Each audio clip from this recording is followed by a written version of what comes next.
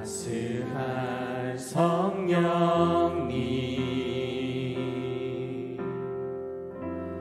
마음으로 보내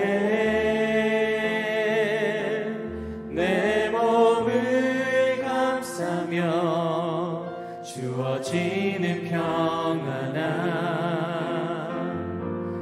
만족함을 느끼네 부르신 곳에서 나는 예배하네 어떤 상황에도 나는 예배하네 부르신 곳에서 나는 예배하네 어떤 상황에도 나는 예배하네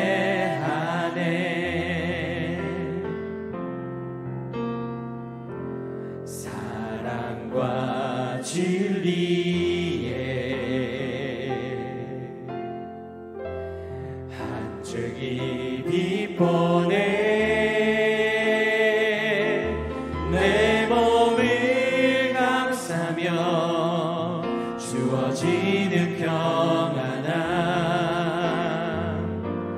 그 사랑을 느끼네 부르신 곳에서 나는 예배하네 어떤 상황에도 나는 예배하네 부르신 곳에서 나는 예배하네 어떤 상황에도 나는 예배하네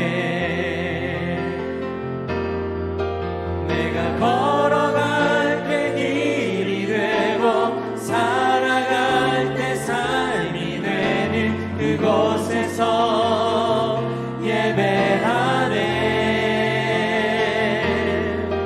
내가 걸어갈 때 길이 되고 살아갈 때 삶이 되는 그곳에서 예배하네 부르신 곳에서 나는 예배하네 어떤 상황에도 나는 예배하네 부르신 곳에서 나는 예배하네 어떤 상황에도 나는 예배하네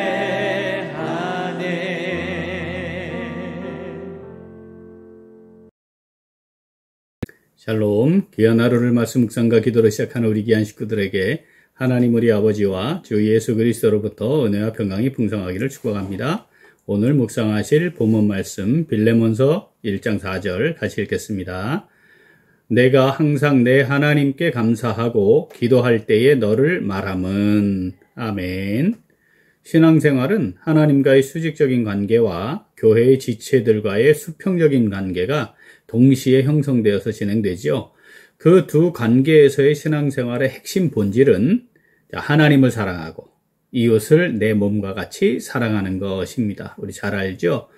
따라서 신앙생활을 잘하고 있는가를 측정하는 기준은 하나님과의 관계뿐 아니라 교회 지체들과 이웃들과 어떤 관계를 맺고 있는지 또 진정한 사랑으로 잘 그 관계를 유지하고 있는지를 살피는 것이라 할 수 있겠습니다.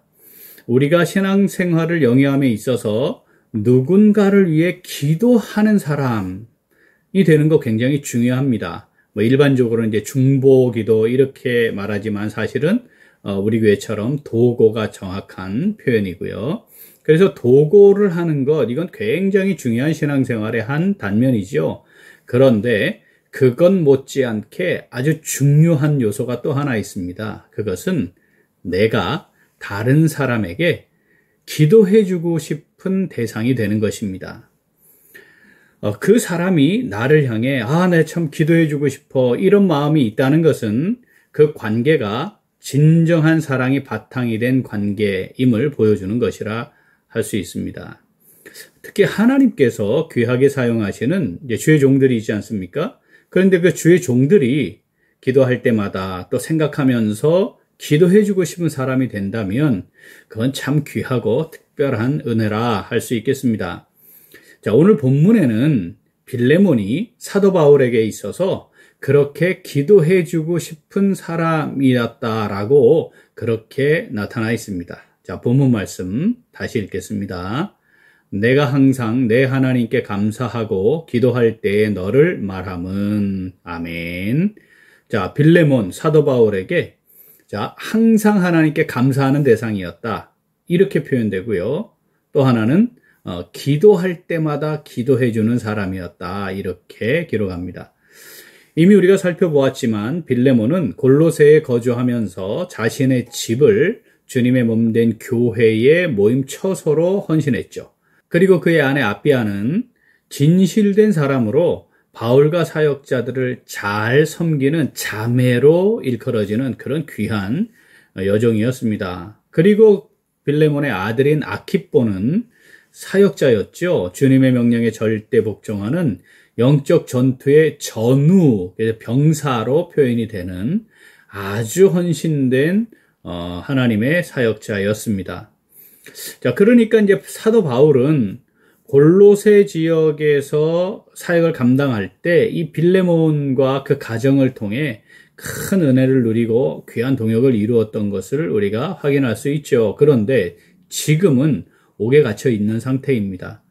그런 상황에서도 기도할 때마다 빌레몬을 기억하고 하나님께 감사하면서 기도해 주고 있는 대상이다. 이렇게 표현하고 있는 것입니다.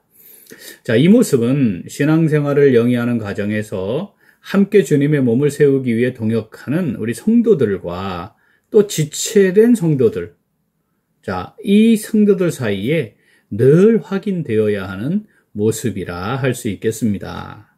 자, 본문 말씀 다시 읽겠습니다. 내가 항상 내 하나님께 감사하고 기도할 때에 너를 말함은 아멘. 자, 오늘 말씀 내게 주시는 말씀으로 받아 묵상하며 순종하는 성도 어떻게 할까요? 자, 같이 읽겠습니다. 주님의 뜻을 중심으로 함께 동역하여 서로 기도해주고 싶은 사람으로서 살아갑니다. 한 번 더. 주님의 뜻을 중심으로 함께 동역하여 서로 기도해주고 싶은 사람으로서 살아갑니다. 자, 교회를 개척해서 40년간 목회하시고 은퇴하신 목사님께서 소천하셨습니다. 소천하신 후에 그 딸이 아버지의 유품을 이렇게 정리하다가 기도 수첩을 발견하게 됩니다. 거기에 이제 기도 제목들이 이렇게 쭉 기록되어 있었는데 어느 페이지에는 사람들의 이름이 써져 있었다고 합니다. 그리고 어떤 사람들에게는 그 밑줄, 이름 밑에 밑줄이 그어져 있었습니다. 그래서 딸은 사모님이신 어머니께 여쭤보았다고 합니다. 사람들 이름이 여기에는 이제 기록이 되어 있는데 어떤 사람은 그 이름 밑에 밑줄이 그어져 있어요. 이건 무슨 표시예요? 하고 물었더니 사모님이신 그 어머니께서 하시는 말씀이 그 사람들은 아빠에게 기도하도록 만들었던 사람들이야. 이렇게 말씀하셨다는 거죠. 기도해주고 싶은 사람이 있고 그 목사님에게 기도하게 만들었던 사람, 이건 아마도 부정적인 것이었겠죠. 제가 42년째 이제 교회 사역을 하고 있지 않습니까? 얼마나 많은 성도들을 만났겠습니까? 그 성도들 중에 지금도 기억이 나고 또 기도할 때 그 이름이 불려지는 사람도 있습니다. 그런데 그 중에는 기도해주고 싶은 사람 외에도 저를 참 기도하게 만드는 사람도 있습니다. 그것이 제게 유익하기도 합니다.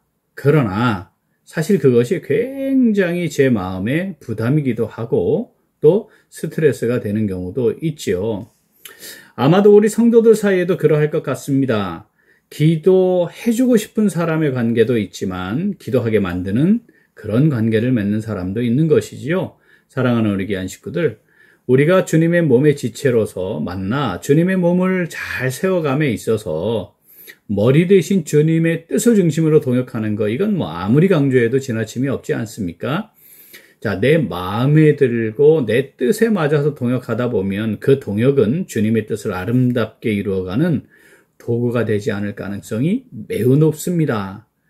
자, 함께 주님의 뜻을 중심으로 기도하고 잘 섬기며 동역하는 게 중요하죠. 자, 우리가 서로 잘 섬기는 사람으로서 세워가야 합니다.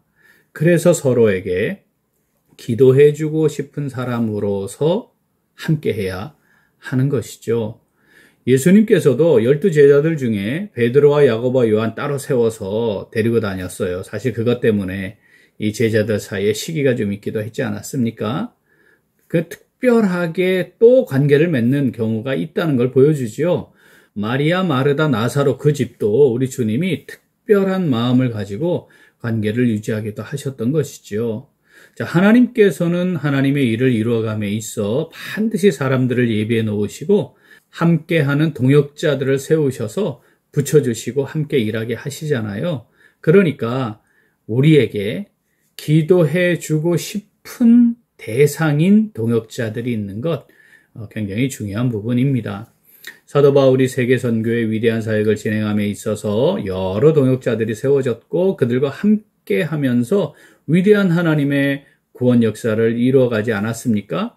지금도 하나님께서는 이 세우신 귀한 뜻과 계획을 이루어 가시는데 바울에게 빌레몬이 있었던 것처럼 우리에게도 귀한 동역자들이 함께하고 있음을 잘 살피는 것이 필요합니다. 주님의 뜻을 중심으로 마음을 하나로 모으고 함께 위로하고 격려하고 축복하면서 기도하며 한 마음을 품는 거 이거 참 중요하죠. 그리고 서로를 위해 기도해주는 아름다운 관계가 있어야만 합니다. 본문 말씀 한 번 더 읽습니다. 내가 항상 내 하나님께 감사하고 기도할 때에 너를 말함은 아멘.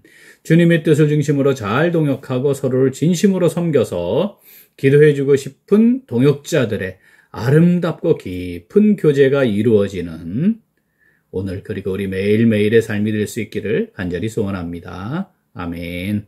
함께 기도하겠습니다. 하나님 아버지, 저희들에게 구원의 은혜를 더하여 주시고 주님의 종들로서 청지기에 복된 삶 살아갈 수 있도록 함께하여 주시니 진심으로 감사드립니다. 그런데 저희들은 주님의 뜻을 중심으로 동역을 이루기 위해 쓰지 못했습니다. 나의 뜻과 나의 계획을 중심으로 할 때에는 함께하는 것이 가능하다가도 나의 뜻과 조금만 다르거나 어긋나면 동역을 중단하거나 오히려 그것이 잘 되지 않도록 해방하는 일도 일어나곤 했습니다. 하나님께서 귀한 동역자들을 보내시고 세우시는데 기다리지 못하고 잘 살피지 못해서 혼자만 고민하고 힘들어하며 낙심하기도 했습니다.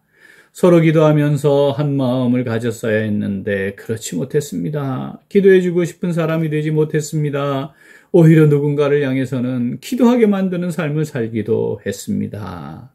하나님 아버지, 이 시간에 회개합니다. 저희들을 긍휼히 여겨주시고 용서하시고 용납하여 주시옵소서. 이제 주님의 뜻을 중심으로 잘 동역하고 서로를 진심으로 잘 섬겨서 기도해주고 싶은 동역자들의 아름답고 깊은 교제 이루어지는 복된 삶 살아가기를 간절히 소원합니다. 하나님 아버지, 성령으로 저희들을 붙잡아 주시옵소서. 함께 하시고 인도하여 주시옵소서.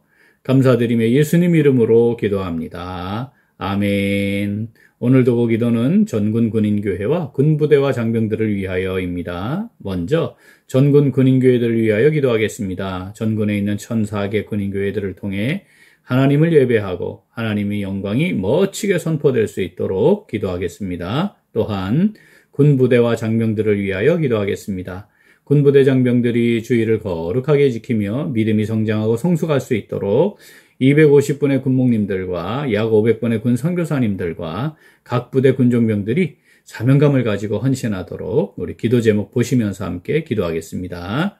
이번 주 토요일에 진행될 바자회가 은혜 가운데 잘 준비되고 진행되도록 앞장서 섬기는 스태프들과 협력하는 귀한 손길들에게 하나님의 은총과 보응하심이 풍성하도록 기도하겠습니다. 이어서 육신의 연약함으로 치료 중에 있는 식구들과 생활의 어려움을 겪고 있는 식구들과 군 복무 중인 형제들과 타 지역에서 머물고 있는 교회 식구들과 학업 중에 있는 청년들 위해 기도하시고 우리 각자 기도 제목 가지고 함께 기도하겠습니다.